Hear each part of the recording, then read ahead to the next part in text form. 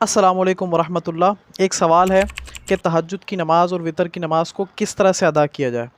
बाज़ औक़ात लोग इशा की नमाज़ के बाद वितर को तर्क कर देते हैं कि तहज्जुद की नमाज़ के साथ वितर को भी अदा करेंगे, तो इसको किस तरह से अदा किया जाए। तो इसमें सबसे पहले एक बात जान लीजिए कि वितर की नमाज़ भी वही बंदा तर्क करे जिसको इस बात की कन्फर्मेशन हो कि वो तहज्जुद की नमाज़ के लिए जागेगा। अगर उसको इस बात की कन्फर्मेशन नहीं है, पक्का नहीं है, कभी जागता है कभी नहीं जाग पाता है, तो फिर उसके लिए बेहतर यह है कि जो शख्स इशा की नमाज़ पढ़ रहा है उसे चाहिए कि वितर भी अपनी नमाज के साथ ही अदा फरमा ले, तहज्जुद तक का इंतज़ार ना करे। हाँ, जो बंदा आदी है, जिसे मालूम है कि वो लाजमी तहज्जुद में उठेगा ही उठेगा, तो उस सूरत में उस शख्स के लिए अफजल ये है कि वो वितर छोड़ दे और तहज्जुद के लिए इंतज़ार करे।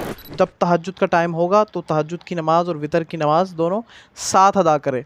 अब अदा किस तरह से करना है, वो इस तरह से अदा करना है कि पहले तहज्जुद की नमाज़ अदा करेंगे, उसके बाद वितर की नमाज़ अदा करेंगे, फ़जर की नमाज़ का वक्त शुरू होने से पहले पहले।